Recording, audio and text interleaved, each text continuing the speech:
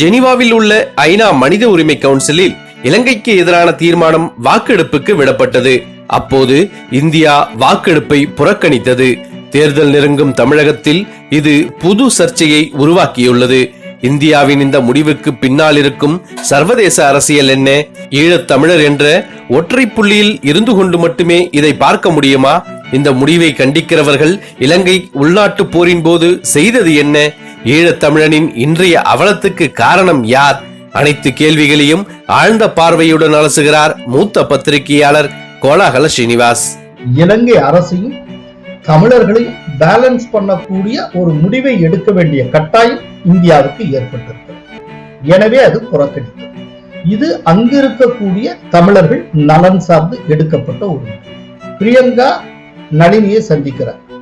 அதே ஆண்டு செப்டம்பர்ல இருந்து இந்தியாவின் நிலைப்பாடே மாறுகிறது. அதுவரை பேச்சுவார்த்தையின் மூலம் தீர்வு என்று சொல்லி வந்த இந்திய அரசு ராணுவத்தின் மூலம் தீர்வு என்கிற அடுத்த கட்டத்துக்கு போகிறது. அதாவது திமுகவுடைய எம்பிக்கள் அத்தனை பேரும் ராஜினாமா கடிதம் எழுதி அல்ல முதல் கடிதம் கனிமொழி கொடுத்தார். அதைத்தான் அப்ப சோ அவர்கள் ஒரு கிண்டல் பண்ணியிருந்தார். என்னன்னா, இது தந்தைக்கு மகள் எழுதிய கடிதம் என்று அவர் கூறினார். உண்ணாவிரதம் இருந்தார் கலைஞர். காலையில உண்ணாவிரதம், மதியம் வீட்டுக்கு போய், அதாவது 2 சாப்பாட்டு வேளைகளுக்கு மத்தியில் ஒரு உண்ணாவிரதத்தை கலைஞர் அவர்கள் மேற்கொண்டார். ஓட்டுக்காக இந்தியாவினுடைய பாதுகாப்பை காற்றில் பறக்கவிடக்கூடிய வேலையை மோடி அரசு செய்யவில்லை என்பது மகிழ்ச்சிக்குரிய விஷயம். கோலாகலாஸ் டிவி யூடியூப் சேனல், இது வாய்மையின் எக்காலம். கோலாகலாஸ் டிவி நேயர்கள் அனைவருக்கும் வணக்கம். ஜெனீவாவில் கடந்த செவ்வாய்க்கிழமை ஐநா மனித உரிமை கவுன்சிலுடைய கூட்டம் நடைபெற்றது. அதில் இலங்கை தமிழர்களுக்கு எதிராக போர்க்குற்றம் புரிந்தது தொடர்பாக இலங்கை அரசுக்கு எதிரான மனித உரிமை மீறல் தீர்மானம் கொண்டு வரப்பட்டது. அந்த தீர்மானத்தின் மீதான வாக்கெடுப்பில் பங்கேற்காமல் இந்தியா புறக்கணித்தது. இந்திய அரசின் இந்த முடிவு தேர்தல் நெருங்கும் நேரத்தில் தமிழகத்தில் பெரும் சர்ச்சையை ஏற்படுத்தி இருக்கிறது. தீர்மானத்தை ஆதரித்து வாக்களிக்காமல், வாக்கெடுப்பில் பங்கேற்காமல் இந்தியா புறக்கணித்தது ஏன்? இது இலங்கை தமிழர்களுக்கு செய்யும் துரோகமா அல்லது வேறு ஏதேனும் ராஜதந்திரம் உள்ளதா? இந்தியாவின் இந்த முடிவுக்கு பின்னால் இருக்கக்கூடிய புவிசார் அரசியல் என்ன, அதாவது ஜியோ பாலிடிக்ஸ் என்ன? மோடியின் அரசு எடுத்த இந்த முடிவு சரியா? இது குறித்து தான் நாம் அலச போகிறோம். முதல்ல இந்த கூட்டம், இந்த தீர்மானம், இது தொடர்பான பேசிக் டீடைல்ஸ் தெரிந்து கொள்வோம். இலங்கையில் இலங்கை அரசுக்கும் தமிழீழ விடுதலை புலிகள் அமைப்புக்கும் இடையே 2009ஆம் ஆண்டு இறுதிக்கட்ட போர் நடைபெற்றது. அப்போது மனித உரிமைகள் மீறப்பட்டதாக புகார் எழுந்தது. அந்த காலகட்டத்தில் லட்சத்துக்கும் மேற்பட்ட தமிழர்கள், குறிப்பாக அப்பாவி தமிழர்கள், பெண்கள், குழந்தைகள் இராணுவத்தினரால் படுகொலை செய்யப்பட்டார்கள். இது தொடர்பாக இலங்கை அரசுக்கு எதிராக இனப்படுகொலை விசாரணை நடத்தப்பட வேண்டும் என ஜெனீவாவில் இருக்கிற ஐநா மனித உரிமைகள் கவுன்சிலில் மார்ச் 23ஆம் தேதி தீர்மானம் கொண்டு வரப்பட்டது. இந்த தீர்மானத்தை யாரு கொண்டு வந்தா அப்படின்னா, ஜெர்மனி, இங்கிலாந்து, மலாவி ஆகிய நாடுகள் கொண்டு வந்தன. இந்த தீர்மானம் தொடர்பான வாக்கெடுப்பில் பங்கேற்காமல் இந்தியா புறக்கணித்தது. அதாவது இந்தியா அப்ஸ்டைன்ட் ஃப்ரம் voting, அதுல இருந்து அவங்க புறக்கணிச்சது இந்தியா. அதே நேரத்தில் இலங்கைக்கு ஆதரவாக, அதாவது அந்த தீர்மானத்தை எதிர்த்து பாகிஸ்தான், சீனா, ரஷ்யா, கியூபா ஆகிய நாடுகள் வாக்களித்தன. இந்த தீர்மானத்தை ஆதரித்து 22 நாடுகளும், எதிர்த்து 11 நாடுகளும் வாக்களித்தன. அதன் காரணத்தினால் இறுதியில் இலங்கைக்கு எதிரான இந்த தீர்மானம் நிறைவேற்றப்பட்டது. இப்போது அந்த தீர்மானத்துக்கு ஆதரவாகவும் எதிராகவும் புறக்கணிப்பதாகவும் முடிவு செய்த அந்த நாடுகள் என்னென்ன, முதல்ல அதை பார்ப்போம். அதாவது தீர்மானத்தை ஆதரித்தும் இலங்கை அரசுக்கு எதிராகவும் 22 நாடுகள் வாக்களித்தன. அந்த நாடுகள் எதுனா Argentina, Armenia, Austria, Bahamas, Brazil, Bulgaria, Cote d'Ivoire, Czechoslovakia குடியரசு, Denmark, Fiji, France, Germany, Italy, Malawi, Marshall Islands, அப்புறம் Mexico, Netherlands, Poland, South Korea, Ukraine, England, அப்புறம் உருகுவே. இந்த நாடுகள் அந்த தீர்மானத்தை ஆதரித்தன, அதாவது இலங்கை அரசுக்கு எதிராக வாக்களித்தன. இப்போ இந்த தீர்மானத்தை எதிர்த்தும் இலங்கை அரசுக்கு ஆதரவாகவும் வாக்களித்த நாடுகள் அது மொத்தம் 11. அந்த நாடுகள் எது அப்படின்னு பார்த்தா Bangladesh, Bolivia, China, Cuba, எரித்ரியா, Pakistan, Philippines, Russia, Somalia, Uzbekistan, அப்புறம் வெனிசுலா. இந்த 11 நாடுகள். இதுல இந்த தீர்மானத்தை ஆதரிக்கவும் செய்யாமல் எதிர்க்கவும் செய்யாமல் அந்த தீர்மானம் வந்தபோது அந்த தீர்மானத்திலேயே பங்கேற்காமல் புறக்கணித்த அப்ஸ்டெயின் பண்ண நாடுகள் அது எத்தனைனா மொத்தம் 14. அந்த நாடுகள் எவை எவை? India, Japan, Bahrain, Burkina Faso, Cameroon, Gabon, Indonesia, Libya, Namibia, Nepal, Senegal, Sudan, Togo. இந்த 14 நாடுகள் இலங்கையை எதிர்த்து வாக்களிக்காமல், அதாவது தீர்மானத்தை ஆதரித்து வாக்களிக்காமல் இந்தியா புறக்கணித்தது ஏன்? இதுதான் இப்ப எழுப்பப்படுகிற கேள்வி. அதற்கு 2 காரணங்கள் இருக்கின்றன. ஒன்று, ஈழத்தமிழருடைய நலன். இரண்டாவது, இந்தியாவின் பாதுகாப்பு அல்லது இந்தியாவினுடைய நலன். இந்த 2 தான் அதற்கு அடிப்படை காரணம். சரி, ஈழத்தமிழர் நலன் எதை வச்சு சொல்றேன்?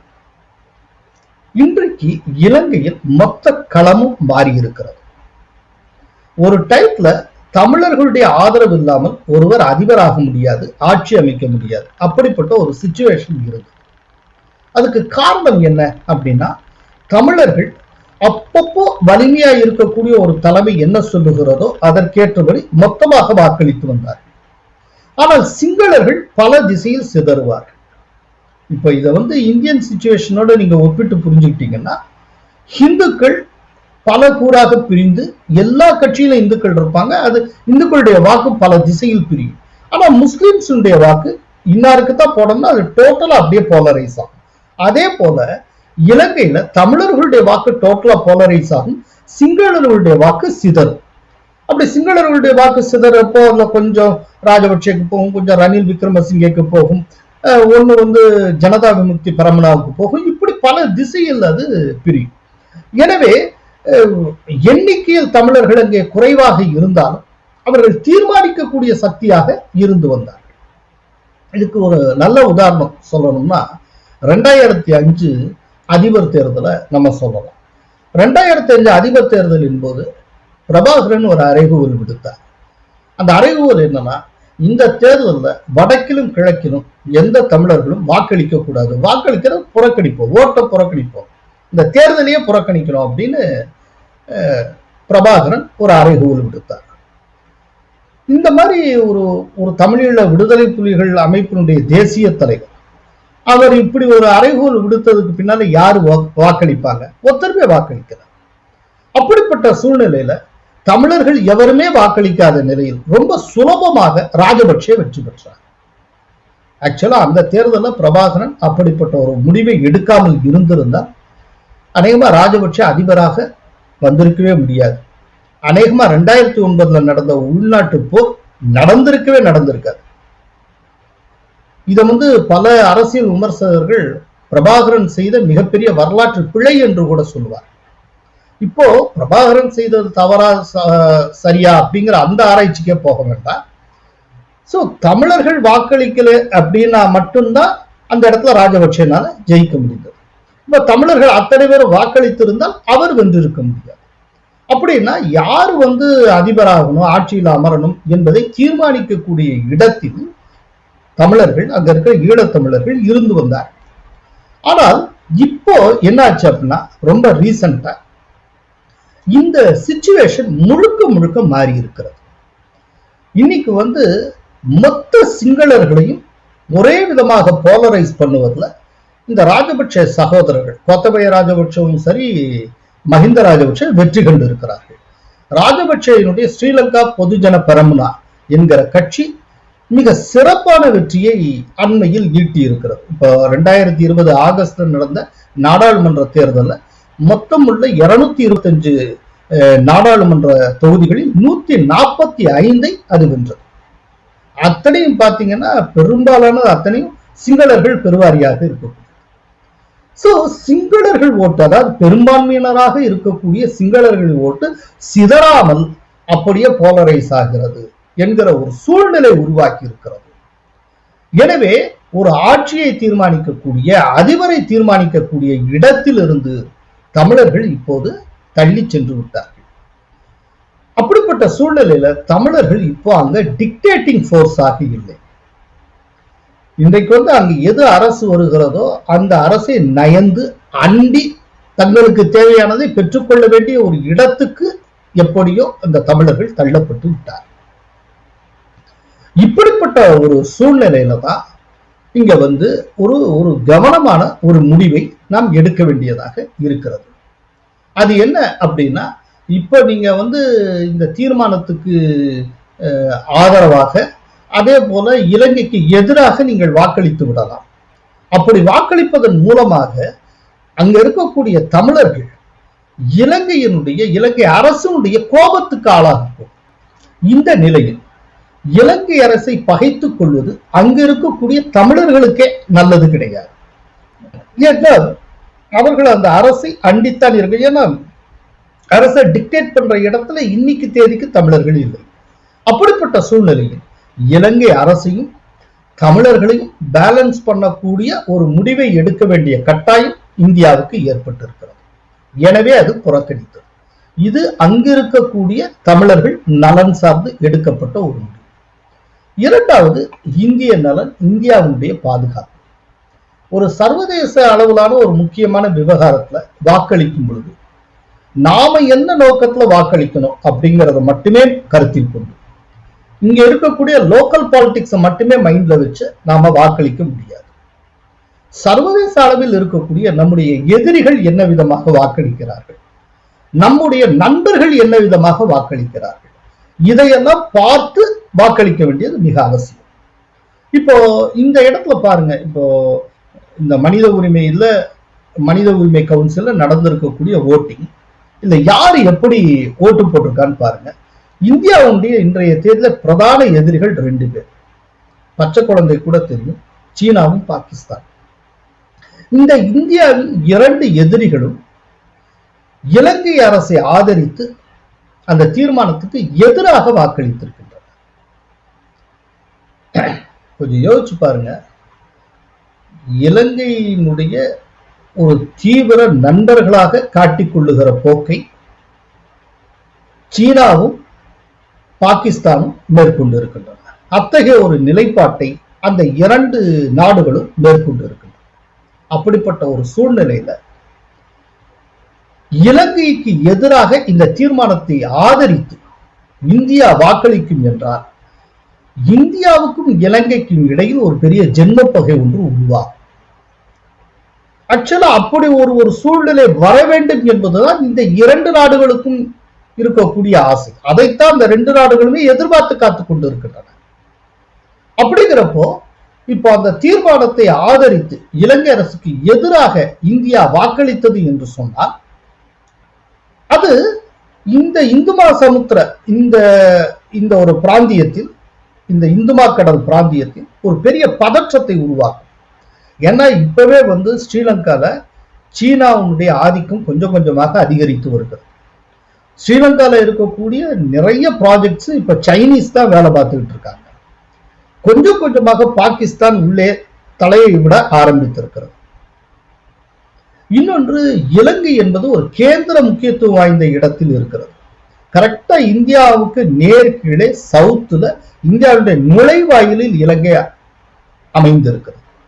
அப்படிங்கிறப்போ இந்த இலங்கையில நம்முடைய எதிரிகளான, அதுவும் பிரதான எதிரிகளான பாகிஸ்தானும் சீனாவும் இடம் பிடித்தன என்று சொன்னால் அது நமக்கே வெடி வச்ச மாதிரி ஆயிடும்.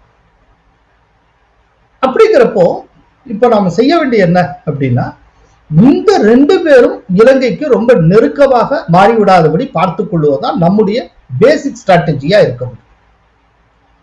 அப்ப இந்த ரெண்டு பேருடைய ரொம்ப நெருக்கம் காட்டாமல் இருக்க வேண்டும் என்று சொன்னால் நாம் இலங்கையை தீவிரமாக பகைத்துக் கொள்ளாமல் இருக்க வேண்டும். இப்ப நாம பகைச்சுக்கிட்டு அந்த உறவை முறித்து கொண்டு போய்விட்டால் அவங்க ரெண்டு பேரும் பெஸ்ட் ஃப்ரெண்ட்ஸ் ஆயிடுவாங்க இலங்கையோட. ஆக்சுவலா நாம இந்த உறவை முறித்து கொண்டு போக வேண்டும், அப்படி ஒரு சிச்சுவேஷனை உருவாக்கணுங்கிறத இந்த ரெண்டு நாடுகளுக்குமே ஆசை. இப்ப இப்படிப்பட்ட ஒரு சூழ்நிலையில இலங்கை அரசை இரிட்டேட் பண்ணுகிற மாதிரியான ஒரு முடிவை எடுத்தால் அது நம்முடைய எதிரிகளுக்கு நாமே உதவி செய்வது போலாகும். அதற்கு பிறகு நமக்கு அருகில் நம்முடைய அடிப்படையிலேயே சீனாவும் பாகிஸ்தானும் வளருவதற்கு நாமே காரணமாக அமைந்து விடுவோம். எனவே இந்த விதமான ஒரு சிச்சுவேஷன்ல இந்த முள்ளில் விழுந்த சேலையை எடுக்கும் லாகவத்துடன் நாம் கையாள வேண்டியதாக இருக்கிறது. எனவே இலங்கை அரசை நேரடியாக பகைத்துக் கொள்ளக்கூடாது. அதே நேரத்தில் நம்முடைய தொப்புள் கொடி உறவுகளான ஈழத்தமிழர்களை விட்டுக் கொடுக்கவும் கூடாது. சோ இந்த இரண்டையுமே சாதிக்க வேண்டும் அப்படின்னா இந்த இடத்துல வாக்கெடுப்பை புறக்கணிப்பது என்பதுதான் ஒரு சிறந்த உத்தியாக இருக்க முடியும். இந்த விஷயத்துல இதை காட்டிலும் சிறந்த ராஜதந்திரமான முடிவு என்று எதுவுமே இருக்க முடியாது. அதாவது நான் ஏற்கனவே சொன்ன இலங்கையுடைய கேந்திர முக்கியத்துவம், அதனுடைய அமைவிடம் ரொம்ப முக்கியம். ரொம்ப காலமா மிகப்பெரிய வல்லரசுடைய பார்வையில் இலங்கை இருந்து வந்திருக்கிறது. 70s பாத்தீங்கன்னா இலங்கையில் இருக்கக்கூடிய திருகோணமலையில தன்னுடைய கடற்படை தளத்தை நிறுவ வேண்டும் என்று அமெரிக்கா பெருமுயற்சி செய்து, ஆனால் அன்றைக்கு நாம் ரஷ்யாவோடு ரொம்ப நெருக்கமாக இருந்தோம். ரஷ்ய உதவியோடு அப்படி ஒரு சம்பவம் நடக்காதபடிக்கு நாம் பார்த்துக்கொண்டோம். கடைசியில இந்த திருகோணமலையில கடற்படை தளம் அமைக்க முடியாது என்பது தெரிந்து கொண்டதற்கு பிறகு அமெரிக்கா மொரிஷியஸ் பக்கத்தில் இருக்கக்கூடிய டீகோ கார்சியா தீவுக்கு போய் தன்னுடைய கடற்படை தளத்தை அமைத்துக் கொண்டது. இல்லாட்டி இங்கேயே ஒரு கடற்படை தளம், அமெரிக்காவோட கடற்படை தளம் நம்ம நாட்டுக்கு பக்கத்துல ஒரு 18-20 நாட்டிக்கல் மைல் தொலைவில் வந்திருக்கும். சோ இது அந்த அளவுக்கான ஒரு கேந்திர முக்கியத்துவம் வாய்ந்த ஒரு நாடு. ஆக்சுவலா இலங்கைக்கு ஒரு சுண்டைக்காய் தேசம் தான், ஆனால் அதனுடைய ஜியோகிராபிக்கல் லொகேஷன் இருக்குல்ல, அந்த அமைவிடம், அதுதான் அதுக்கு மிகப்பெரிய முக்கியத்துவத்தை தந்திருக்கிறது. இன்னொன்று, இலங்கை அரசு தொடர்ந்து ரொம்ப காலமா ஜெயவர்தன காலத்துக்கு முன்னால இருந்து ஒரு பெரிய தந்திரம் ஒன்றை செய்து கொண்டே இருக்கிறது. அது என்னன்னா, இந்தியாவோடையும் நட்பாக இருக்கும். இந்தியாவுக்கு யார் எதிரியோ அவர்களோடும் அது நட்பாக இருக்கும். இப்ப இந்தியாட்ட காரியம் சாதிச்சுக்கணும்னா, நீங்க இந்த காரியத்தை செஞ்சதில்லைன்னா நான் எதிரியோட ரொம்ப க்ளோஸ் ஆயிடுவேன் அப்படிங்கிற மாதிரி மிரட்டும். இதே பாடியில அங்கேயும் காரியம் சாதித்துக் கொள்ளும். இந்த விதமான ஒரு டபுள் கேம் ஒன்றை தொடர்ந்து விளையாடி கொண்டு இருக்கிறார். இப்ப நமக்கு என்ன அப்படின்னா, நம்முடைய பாதுகாப்பு ரொம்ப முக்கியம். நம்முடைய எதிரிகள் நமக்கு பக்கத்திலேயே வந்துவிடக் கூடாது. இந்த டயத்துல இங்க இருக்கக்கூடிய லோக்கல் பாலிடிக்ஸ்க்கும் இங்க இருக்கக்கூடிய பிரஷருக்கும் பணிந்து 4 ஓட்டு வாங்கணும், 2 தொகுதியில ஜெயிக்கணும்னு ஆசைப்பட்டு ஒரு தேசத்தை காட்டி கொடுத்து விட முடியாது. இப்ப மட்டும் இந்த இலங்கை அரசுக்கு எதிராக இந்த தீர்மானத்தை ஆதரித்து ஓட்டு போட்டிருந்தால் என்ன ஆகிருக்கும் அப்படின்னா, மிக கடுமையான கண்டனம் இலங்கைக்குள் உருவாகியிருக்கும். நமக்கும் இலங்கைக்கும் இடையிலான ராஜரீக உறவுகளில் ஒரு பெரிய தொய்வு அல்லது சேதம் ஏற்பட்டது. இப்படிப்பட்ட ஒரு விஷயத்தை தான் சீனாவும் பாகிஸ்தானும் எதிர்பார்த்து கொண்டு இருக்கின்றன. அப்போ இந்தியாவின் மூலம் என்னென்ன அவர்கள் செய்து கொண்டு இருந்தார்களோ, என்னென்ன செய்ய வேண்டும் என்று திட்டமிட்டு இருக்கிறார்களோ, அது அத்தனையும் நாங்க செஞ்சு தரோம் அப்படின்னு சொல்லி பாகிஸ்தானும் சீனாவும் முன்னுக்கு. அதை வைத்துக் கொண்டு நம் நாட்டுக்கு அருகில் இருக்கக்கூடிய இலங்கையில் பாகிஸ்தானும் சீனாவும் ஆதிக்கம் செலுத்த ஆரம்பிக்கும். இது நாளடைவில் நமக்கு மிகப்பெரிய ஆபத்தில் கொண்டு போய் சேர்த்து, நினைத்து பார்க்க முடியாத ஆபத்தெல்லாம் வந்து சேரும். இந்த ஒரு காரணத்துக்காகத்தான் ரொம்ப ரொம்ப ஒரு பேலன்ஸா ரொம்ப யோசிச்சு ஒரு முடிவை எடுக்க வேண்டியிருக்கிறது. ஏன்னா இந்த முடிவெடுக்கிற பொறுப்புல ஒரு மத்திய அரசு தான் இருக்க முடியும். மத்திய அரசுக்கு மிகப்பெரிய இது ஒரு சோதனையான சவாலான முடிவு. இப்ப இப்படி ஒரு முடிவு எடுத்தால் இப்போ விரைவில் எலெக்ஷன் வர இருக்கக்கூடிய தமிழ்நாட்டில் எதிர்க்கட்சிகள் என்னென்ன சொல்லும், ஸ்டாலின் என்ன சொல்லுவார், சிதம்பரம் என்ன சொல்லுவார், திமுக எவ்வாறு பேசும், இதை வச்சு என்ன விதமான பரப்புரைகள்லாம் உருவாக்கப்படும் எல்லாம் மத்திய அரசுக்கு தெரியும். தெரிந்தும் தேசம் மிக முக்கியம், இந்த நாடு மிக முக்கியம், நாட்டின் பாதுகாப்பு மிக முக்கியம். சோ இந்த நாட்டினுடைய பாதுகாப்பை விலையாக கொடுத்து ஒரு முடிவை நீங்கள் எடுக்க முடியாது. அப்படி ஒரு முடிவை எடுத்தால் அதை காட்டிலும் ஒரு அபத்தமான முடிவு வேறு எதுவாகவும் இருக்க முடியாது. எனவே ஒரு சிறந்த ராஜதந்திரமான சாத்திய, அதாவது இருக்கிறதுலயே ஒரு நல்ல சாத்தியமான முடிவுனா இந்த முடிவாகத்தான் இருக்கும். சோ அப்ஸ்டெயின் பண்றாங்க. அப்ஸ்டெயின் பண்ணது மூலமா இலங்கை அரசை ஆதரிக்கிறது. அதே நேரத்தில் இப்படி அப்ஸ்டெயின் பண்ணது மூலமா இலங்கை அரசுக்கு எதிரான சில கருத்துக்களும் இந்தியாவிடம் இருக்கின்றன என்பதை உணர்த்தி இருக்கிறார். ஏன்னா இந்த வாக்கெடுப்பை புறக்கணிப்பதற்கு முன்பாக இந்திய அரசு ஒரு ஸ்டேட்மெண்ட் ஒன்று ட்விட்டர்ல ரிலீஸ் பண்ணாங்க. அந்த ஸ்டேட்மெண்ட்ல தெளிவா சொல்லியிருக்காங்க, நாங்க ரெண்டு விதமான கன்சிடரேஷன் இதுல வச்சிருக்கோம். இந்த முடிவுக்கு வர்றதுக்கு ரெண்டு கன்சிடரேஷன் ஒண்ணு காரணம். ஒண்ணு அங்க இருக்கக்கூடிய இலங்கை தமிழர்களுடைய நலன், அவர்களுடைய கௌரவம், நீதி, இது போன்ற ஒவ்வொரு விஷயங்கள், அவர்களுக்கு கிடைக்க வேண்டிய அந்த மரியாதை, அதே போல அவர்களுடைய உரிமை, இது எல்லாம் எங்களுக்கு ரொம்ப முக்கியம். அதே நேரத்தில் இன்னொரு பக்கம் இலங்கையினுடைய தேச ஒருமைப்பாடு, ஒற்றுமை, அதாவது டெரிட்டோரியல் இன்டெகிரிட்டி, இதுவும் ரொம்ப முக்கியம். இந்த இரண்டையும் பேலன்ஸ் பண்ணக்கூடிய விதத்தில் தான் நாங்கள் இந்த முடிவை எடுத்திருக்கிறோம். இதைத்தான் நான் கொஞ்ச நேரத்துக்கு முன்னால் சொல்றேன். நீங்கள் இலங்கை அரசையும் பகைத்துக் கொள்ளக்கூடாது, அதே நேரத்தில் அங்க இருக்கக்கூடிய ஈழ தமிழர்களுக்கும் நன்மை புரிய வேண்டும். இந்த ரெண்டையும் ஒரு புள்ளியில கொண்டு வந்து சேர்க்கணும்னா அதற்கு இருக்கக்கூடிய ஒரே ஒரு வழி இந்த ஒரு முடிவை எடுப்பதுதான். இப்படிப்பட்ட சூழ்நிலையில எதிர்பார்த்தபடியே தமிழ்நாட்டில் இந்தியாவுடைய இந்த முடிவுக்கு எதிரான பல்வேறு விமர்சனங்கள், சர்ச்சைகள் உருவாகி இருக்கின்றன. ஸ்டாலின் அவர்கள் அறிக்கை வெளியிட்டிருக்கிறார். சிதம்பரம் ட்விட்டரில் தன்னுடைய கண்டனத்தை பதிவு செய்திருக்கிறார். இல்ல ஸ்டாலின் என்ன சொல்லியிருக்கிறார் அப்படின்னா, இன்றைய தினம் நடந்த வாக்கெடுப்பில் இந்திய அரசின் பிரதிநிதி பங்கெடுக்காமல் வெளிநடப்பு செய்திருக்கிறார். இது ஈழத்தமிழர்களுக்கு இந்திய அரசு செய்த மன்னிக்க முடியாத மாபெரும் பச்சை துரோகமாகும். இந்தியாவின் தொப்புள் கொடி உறவுகளால் ஈழத்தமிழர்களை வஞ்சிப்பதை உலகெங்கும் வாழும் 9 கோடி தமிழர்கள் எந்நாளும் மறக்கவோ மன்னிக்கவோ மாட்டார்கள். இது தமிழ் இனத்துக்கு முற்றிலும் எதிரானது, துரோகமானது. எனவே மிகுந்த கண்டனத்துக்குரியது.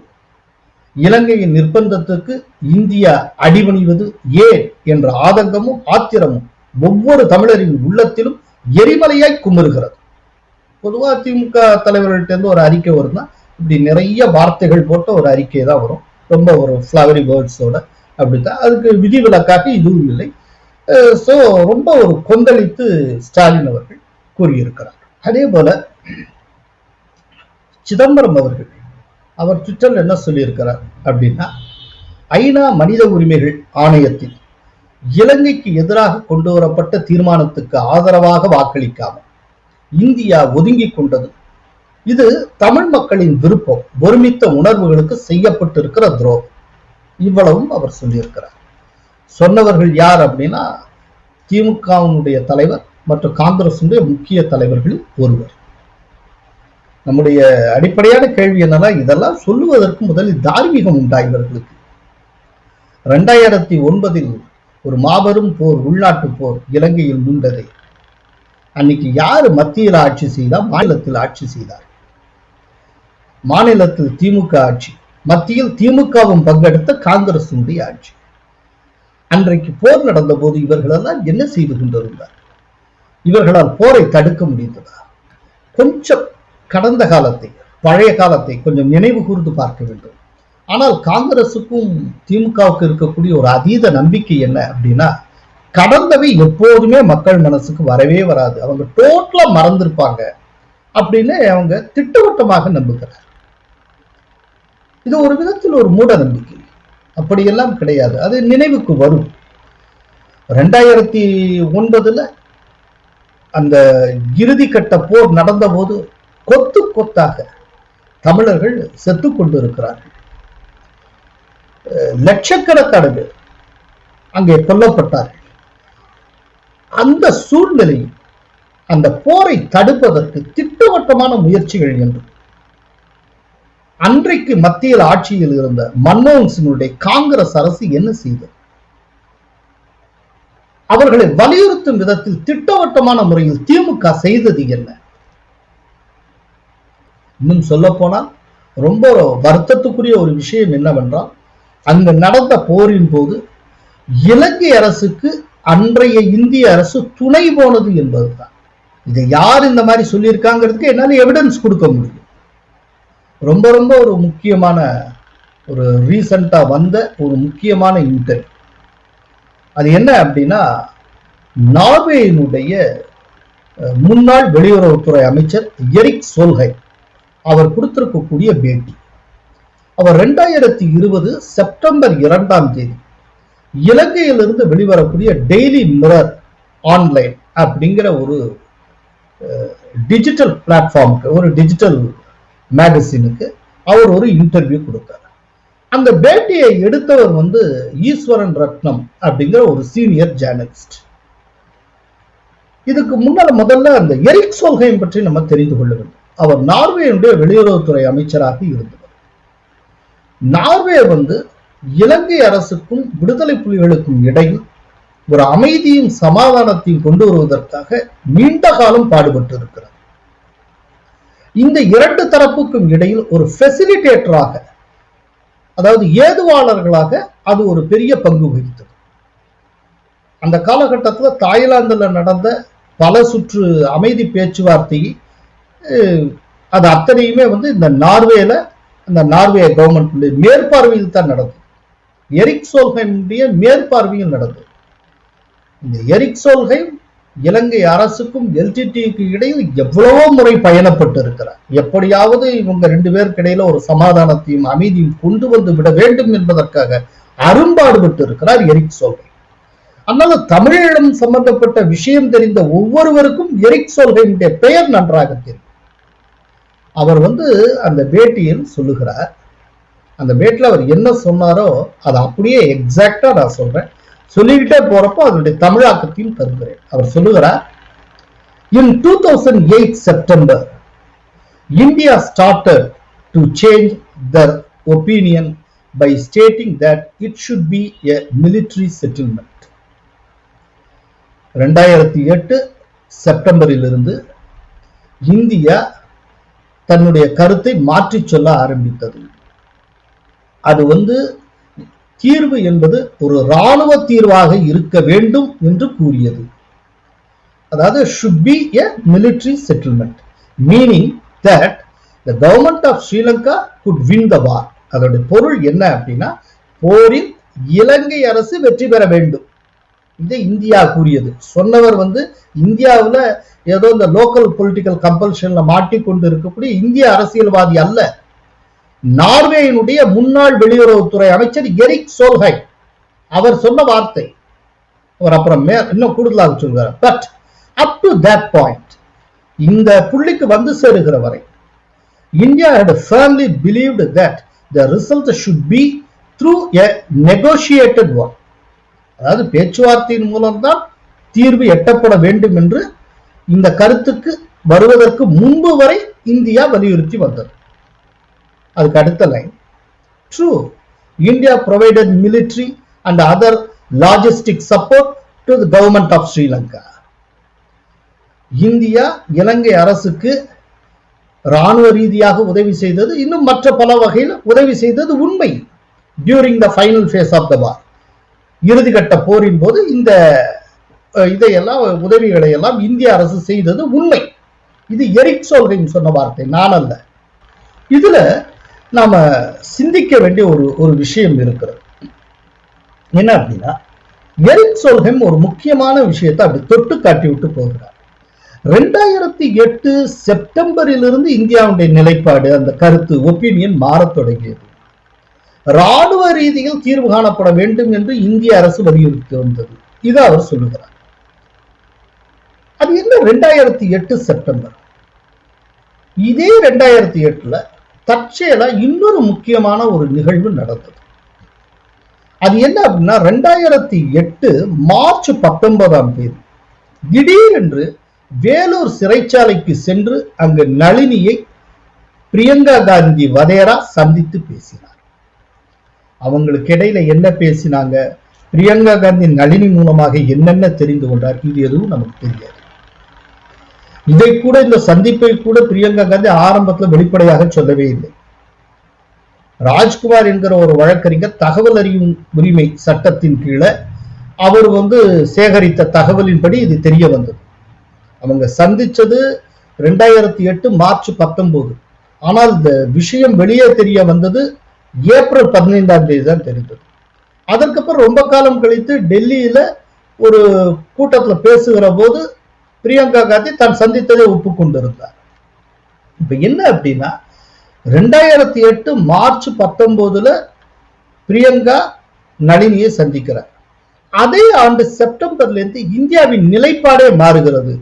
அதுவரை பேச்சுவார்த்தையின் மூலம் தீர்வு என்று சொல்லி வந்த இந்திய அரசு ராணுவத்தின் மூலம் தீர்வு என்கிற அடுத்த கட்டத்துக்கு போகிறது. பட் இதுக்காக நளினி பிரியங்கா சந்திப்பினாலதான் இந்த நிலைப்பாட்டில் மாற்றம் என்று நான் சொல்லவில்லை. ஆனால் அந்த 2008 என்கிற ஆண்டில் இந்த இரண்டு விஷயங்களும் நடக்கின்றன. இந்த இரண்டுமே இலங்கையோடு தொடர்பு கொண்ட விஷயங்கள். எனவே ஒருவேளை இந்த செப்டம்பர்ல இந்திய அரசின் நிலைப்பாடு மாறியதற்கு நளினியை பிரியங்கா சந்தித்தது இந்த சந்திப்பு ஒரு காரணமாக இருக்குமோ என்கிற யூகம் எனக்குள் எழுகிறது. இந்த யூகம் சரியா இருக்கலாம், பொய்யா இருக்கலாம், அது நமக்கு தெரியாது. ஏன்னா என்ன பேசினா என்னங்கிறத பற்றி நமக்கு எந்த தகவலும் தெரியாது. அது எதுவும் வெளியில வரவும் இல்லை. அது ரெண்டு பேருக்கு தான் வெளிச்சம். ஒன்னு பிரியங்கா காந்திக்கு தெரியும், இன்னும் நளினிக்கு தெரியும் என்ன பேசினாங்க. வேற யாருக்கும் தெரிய வாய்ப்பே இல்லை. ஆனால் அதே ஆண்டுதான் இவ்வளவு பெரிய மேஜர் ஒரு ஷிஃப்ட், இந்திய நிலைப்பாட்டில் ஒரு மிகப்பெரிய மாற்றம் நடந்திருக்கிறது. அதே போல இது அன்றைக்கு இருந்த மத்திய அரசு, அதாவது டாக்டர் மன்மோகன் சிங் தலைமையிலான திமுகவும் பங்கெடுத்த மத்திய அரசு ராணுவ ரீதியில் தான் தீர்வு காணப்பட வேண்டும் என்பதை வலியுறுத்தியதற்கு இது ஒரு முக்கியமான ஆதாரம். அதாவது எரிக் சோல்ஹைமுடைய பேட்டி.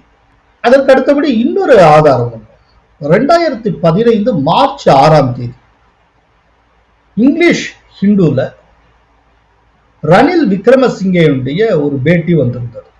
அந்த பேட்டியை எடுத்தது ஹிந்துவுடைய மூத்த பத்திரிகையாளரான சுஹாசினி ஹைதர். சுஹாசினி ஹைதர் வேற யாரும் கிடையாது, டாக்டர் சுப்பிரமணியன் சுவாமியுடைய மகள். அவங்க ரணில் விக்ரமசிங்கே ஒரு பேட்டி எடுத்திருந்தாங்க. அந்த பேட்டியில ஒரு இடத்துல அவர் சொல்லியிருப்பார், இந்தியாவின் உதவி இல்லாமல் விடுதலை புலிகளை ராஜபக்சவால் வென்றிருக்கவே முடியாது. அவர் இந்தியாவிடமிருந்து நிறைய உதவிகளை பெற்றார். இது அந்த பேட்டியில இருக்கு. அதை விட ஒரு ஆச்சரியம் என்னன்னா, அந்த பேட்டியுடைய தலைப்பே என்ன அப்படின்னா, இந்தியா ஹெல்ப்ட் அஸ் இன் வார் அகென்ஸ்ட் எல்டிடி ரணில். இதுதான் அதனுடைய தலைப்பே. அந்த தலைப்பிலேயே புலிகளுக்கு எதிரான போரில் இந்தியா எங்களுக்கு உதவியது அப்படிங்கிறது தான் தலைப்பு. இது எல்லாத்துக்கும் வேலை மகுடம் வச்சது மாதிரி. 2020 பிப்ரவரி 10ஆம் தேதி டெல்லிக்கு வந்திருந்த இலங்கையுடைய பிரதமர் மஹிந்த ராஜபக்ஷ ஹிந்துஸ்தான் டைம்ஸுக்கு ஒரு பேட்டி கொடுக்கிறார். அந்த பேட்டியில அவர் என்ன சொல்லியிருக்காருங்கிறது இங்கிலீஷ்ல அப்படியே சொல்றேன், அதுக்கு உண்டான தமிழாக்கும் நான் கூறுகிறேன். Both Pakistan and India helped us to end 30-year-long civil war against another kind of terrorism, that of the liberation tigers of Tamil Nadu. So the புலிகளுக்கு எதிரான 30 ஆண்டு கால உள்நாட்டு போரை முடிவுக்கு கொண்டு வருவதில் பாகிஸ்தானும் இந்தியாவும் எங்களுக்கு உதவின. Pakistan gave us weapons and planes. Pakistan எங்களுக்கு ராணுவ தளவாடங்கள் மற்றும் விமானங்கள் கொடுத்து உதவியது. India too helped. இந்தியாவும் எங்களுக்கு உதவியது. But I don't want to publicize it at this time. ஆனா அதை இந்த சந்தர்ப்பத்துல பகிரங்கப்படுத்த விரும்பவில்லை. ஒய்?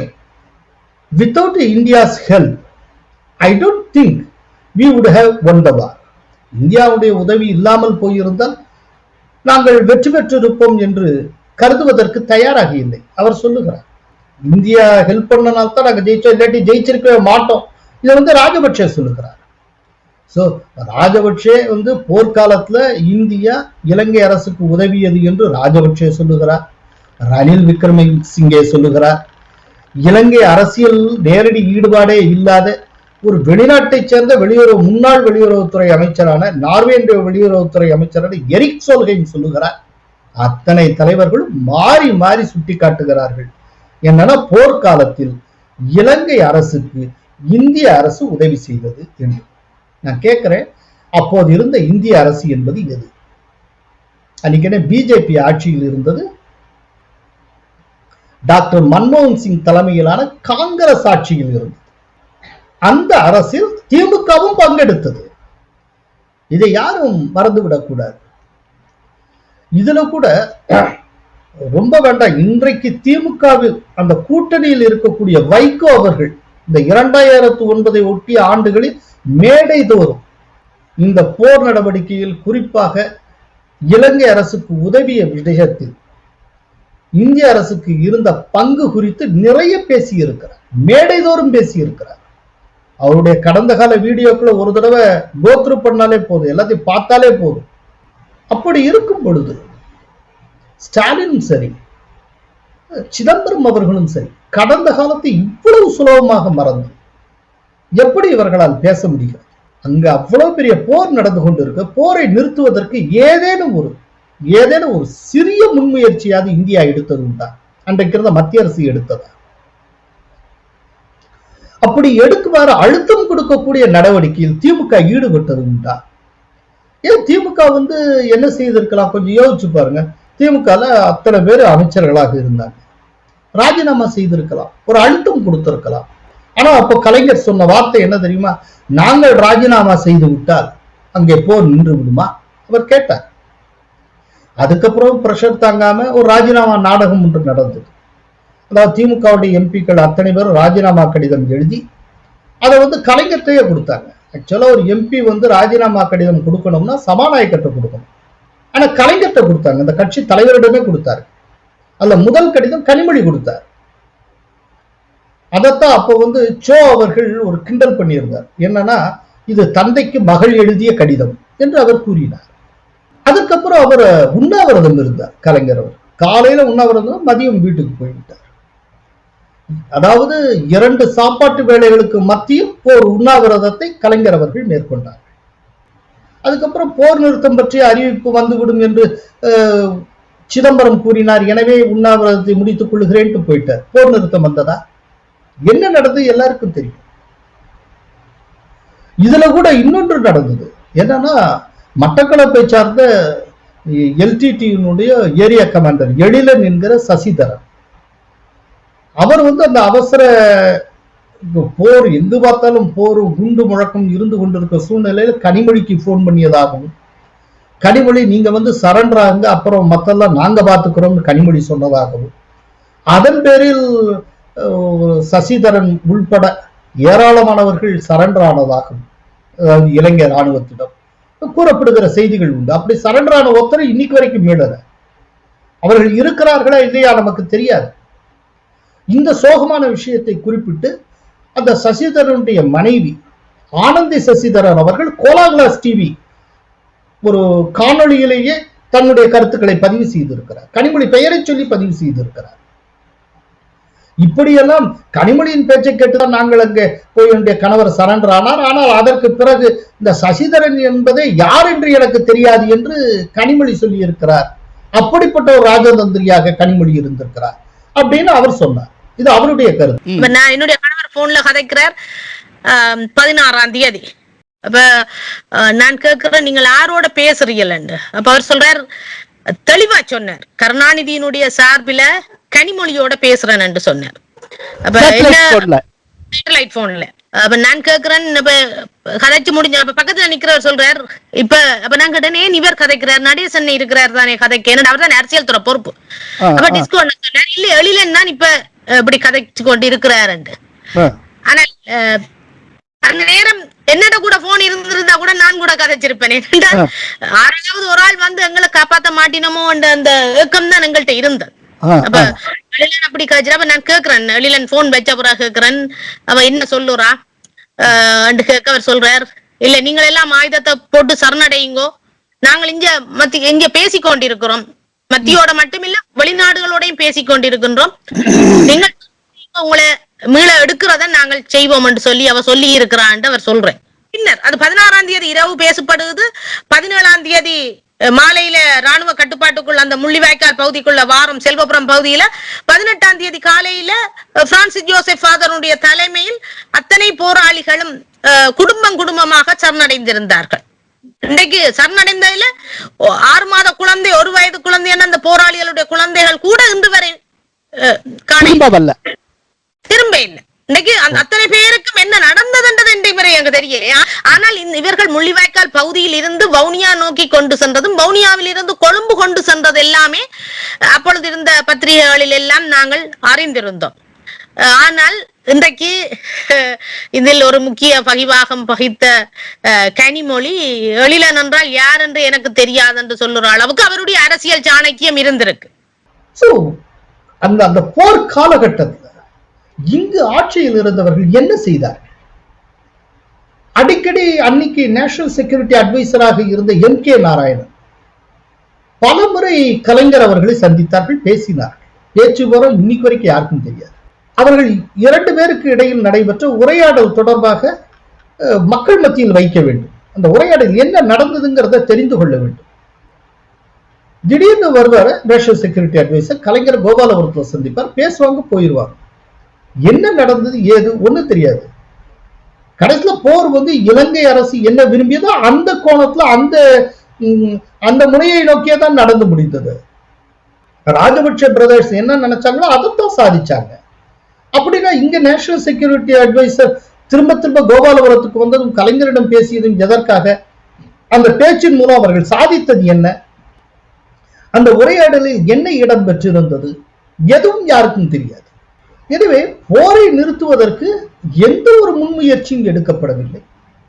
கண்ணுக்கு முன்னால் நம்முடைய சொந்த உறவுகள், தொப்புள் கொடி உறவுகள் லட்சக்கணக்கில் சாவதை நாம் பார்த்து கொண்டிருந்தோம். அதை தாண்டி எதுவும் செய்யல. ஆனால் இவ்வளவெல்லாம் நடந்ததற்கு பிறகு அந்த போர் எந்த ஆண்டில் முடிந்ததோ அதே ஆண்டில் அந்த இரத்தத்தின் ஈரம் காய்வதற்கு முன்பாகவே ராஜபக்ஷ கொடுத்த விருந்தில் கனிமொழியும் கலந்து கொண்டார், திருமாவளவன் கலந்து கொண்டார், காங்கிரஸ் எம்பிக்கள், திமுக எம்பிக்கள் கலந்து கொண்டார். அது என்னைக்கு நடந்தது? 2009 அக்டோபர் 13ஆம் தேதி ராஜபக்ஷ இந்த ஒரு டெலிகேஷன் சந்திக்கிறது. அந்த டெலிகேஷன்ல யார் யார் இருக்காங்கன்னா, அது யாருடைய லீடர்ஷிப்ல TR பாலு லீட் பண்றாரு. அந்த டீம்ல யார் யார் இருக்காங்க? TR Balu, Kanimozhi, TKS Elangovan, AKS Vijayan, அப்புறம் ஹெலன் டேவிட்சன், அப்புறம் காங்கிரஸ் எம்பிக்களான சுதர்சன நாச்சியப்பன், NSV சித்தன், JM ஹாரூன் ரஷீத், அப்புறம் KS அழகிரி, அதுக்கப்புறம் விடுதலை சிறுத்தைகளுடைய MP தொல் திருமாவளவன். இவர்கள் அத்தனை பேரும் 2009 தான் போர் நடந்து முடிஞ்சிருக்கு. அதே 2009 அக்டோபர் மாசம் ராஜபக்ஷையை சந்திக்கிறார். ஒரு மிகப்பெரிய ஜீனசைடை, ஒரு இன பேரழிவை நிகழ்த்தியவர் ராஜபக்ஷ. அவர் கூட்ட ஒரு மீட்டிங்கு போகலாமா? அவருடன் பேசலாமா? அவர் கொடுத்த விருந்தில் பங்கேற்கலாமா? இன்னைக்கு அப்ஸ்டைன் பண்ணதுக்கே மாபெரும் துரோகம் என்று ஸ்டாலின் சொல்லுகிறார் என்றால், இவ்வளவு பெரிய இன அழிப்பை செய்த ராஜபக்ஷ அழைப்பை ஏற்று அதன் பேரில் அவரை சந்தித்து இவர்கள் பேசி இருக்கலாமா?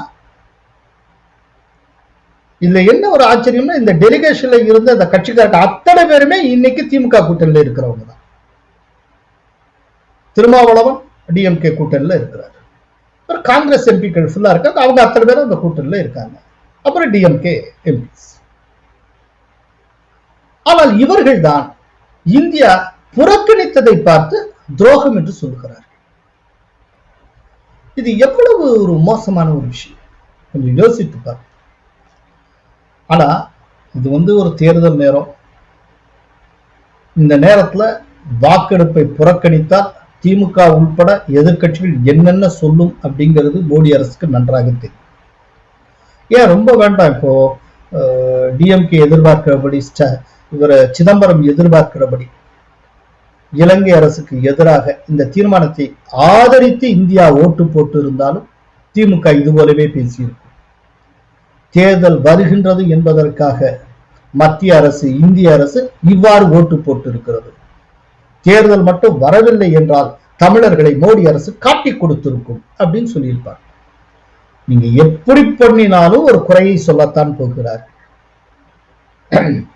ஆனால் இதுல ஒரு மகிழ்ச்சியான ஒரு விஷயம் என்ன அப்படின்னா, தேர்தல் நேரத்துல இந்த மாதிரியாக வாக்களிப்பது என்பது விதவிதமான இன்டர்பிரேஷனுக்கு உள்ளாகும் என்பது தெரிந்த நிலையிலும் கூட ஓட்டுக்காக இந்தியாவினுடைய பாதுகாப்பை காற்றில் பறக்கவிடக்கூடிய வேலையை மோடி அரசு செய்யவில்லை என்பது மகிழ்ச்சிக்குரிய விஷயமா.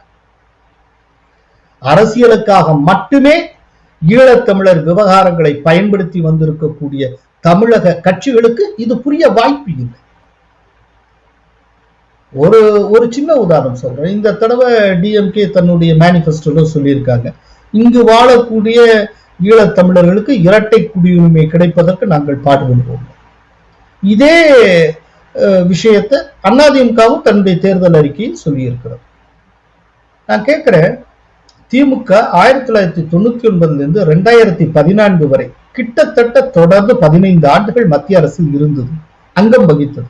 ஏன் அந்த 15 வருஷத்துல இப்ப சொல்ற இந்த இரட்டை குடியுரிமை விஷயத்துல செய்து காட்டியிருக்க முடியாதா? அது இனிமேத்தான் செய்யணுமா? ஏன் அந்த 15 வருஷத்துல திமுகவுக்கு அது தோன்றவே இல்லை? உண்மையிலேயே இங்க இருக்கக்கூடிய இலங்கை தமிழ் அகதிகள் மீது அவ்வளவு அக்கறை இருக்கிறது என்றால் அவர்கள் கையில் அதிகாரம் இருந்த போதே அவர்களுக்கு இரட்டை குடியுரிமையை தந்திருக்கலாமே. அதற்கு என்னென்ன செய்யணுமோ அது அத்தனையும் செஞ்சிருக்கலாமே. அன்னைக்கெல்லாம் செய்யவே இல்லை. திடீர்னு இன்னைக்கு என்னமோ புதுசா ஒரு வாக்குறுதி புதுசா கொடுக்குறாங்க. என்ன காரணம்? காரணம் உண்மையான விஷயம் என்னவென்றால், இலங்கை தொடர்பான ஒரு இஷ்யூ இருந்து கொண்டே இருக்க வேண்டும், தீர்க்கப்பட்டு விடக்கூடாது. ஏன்னா அரசியலுக்கு பயன்படும். நீங்க இரட்டை குடியுரிமையை கொடுப்பீங்க, எல்லாத்தையும் விட்டு பிரச்சனையே இல்லாமல் ஆக்கிவிட்டால் அப்புறம் எதை வைத்து அரசியல் செய்வது? அரசியலுக்கு ஒரு இஷ்யூ இருந்து கொண்டே இருக்க வேண்டும். அதை சொல்லிக்கொண்டு தொடர்ந்து ஒரு அரசியலை நடத்தி கொண்டே இருக்க வேண்டும். நான் கேட்கறது ரொம்ப எளிமையான கேள்வி. உங்கள் கையில் அதிகாரம் இருந்ததே, 1 வருஷம் இல்ல 2 வருஷம் இல்ல, தொடர்ந்து 15 ஆண்டுகள் உங்கள் கையில் அதிகாரம் இருந்தது. அப்படி ஒரு அதிகாரம் இருந்த பொழுது இங்கு இருக்கக்கூடிய இலங்கை தமிழ் அகதிகளுக்கு இரட்டை குடியுரிமையை பெற்று தர வேண்டும் என்று ஏன் உங்களுக்கு தோன்றாமல் போனது? திடீரென்று அந்த ஞானோதயம் இப்போது இந்த தேர்தல் வருகிற போது மட்டும் தோன்றுகிறதே, அது ஏன்? இதுதான் உண்மை. என்னன்னா, இங்கு தமிழர்களை, குறிப்பா ஈழத்தமிழர்கள் என்பது, அவர்களுடைய விவகாரங்கள் என்பது இங்க இருக்கக்கூடிய அரசியலுக்கு பயன்படுத்தப்படுகிற ஒரு காரியம். இலங்கை தமிழர் பிரச்சனை, அது தொடர்பான விஷயங்கள் எல்லாம் இங்க அரசியலுக்கு பயன்படுத்தப்படும். அரசியலுக்கு அப்பால் அவர்களை பற்றி சிந்திக்க எவருக்கும் இங்கே யாரும் தயாராக இல்லை. இந்த இடத்துல ஒரு மகிழ்ச்சியான விஷயம் என்னன்னா, தேர்தல் வருகிறது என்று தெரிந்த நிலையிலும் நேர்மையான, சாத்தியமான, நியாயமான ஒரு முடிவை மோடி அரசு எடுத்திருப்பது மகிழ்ச்சிக்குரியது. தேர்தலுக்காக ஒன்றை செய்யறது, தேர்தலை மனதில் வைத்துக் கொண்டு ஒன்றை செய்வது அப்படிங்கிற ஒரு விஷயத்தை மோடி அரசு இப்போது வரை கடைபிடிக்கவில்லை. அதுக்கு நிறைய உதாரணங்கள் சொல்லலாம். இப்ப டிமானிட்டைசேஷன் ஒரு கடினமான முடிவை மோடி எடுத்தார். ஆக்சுவலா அந்த முடிவை எப்ப எடுத்தாரோ 5 மாநில தேர்தல்களுக்கு முன்னால எடுத்தார்.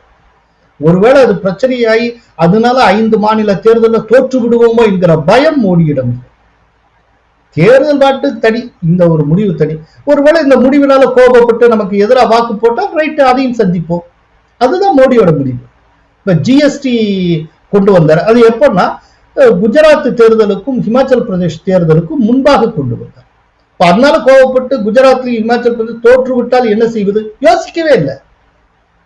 நேர்மையான தேர்தலையும் அவர் எடுக்கிற முடிவுகளையும் ஒன்றுக்கொன்று தொடர்பு படுத்தி கொண்டதே கிடையாது. எப்போதும் நேர்மையாக அவர் ஒரு முடிவெடுத்து வந்திருக்கிறார். அதே போன்ற நேர்மையை இந்த முறையும் காட்டியிருக்கிறார். இது வரவேற்கத்தக்கது. இப்படிப்பட்ட அரசியல்வாதிகளை இந்தியாவில் பார்ப்பது மிக கடினம். ஆனால் அப்படிப்பட்ட ஒரு அரசியல்வாதியை நாம் அடிக்கடி இப்போது பார்த்துக் கொண்டிருக்கிறோம். மோடியின் வடிவத்தில் பார்த்துக் கொண்டிருக்கிறோம். இது மகிழ்ச்சிக்குரியது. இப்படிப்பட்ட ஒருவர் தான் நமக்கு பிரதமராக இருக்க வேண்டும். அந்த விதத்தில் நாம் பாக்கியவான்கள். நன்றி, வணக்கம். கோலஹலாஸ் டிவி யூடியூப் சேனல், இது வாய்மையின் எக்காலம்.